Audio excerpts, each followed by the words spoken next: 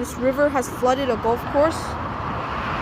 This is after a severe thunderstorm.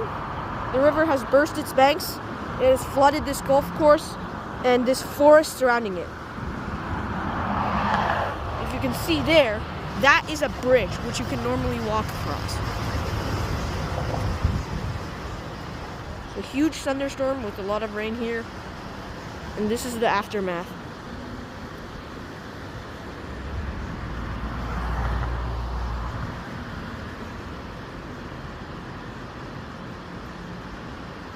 I'll add a Google Maps picture of what it's like normally to compare.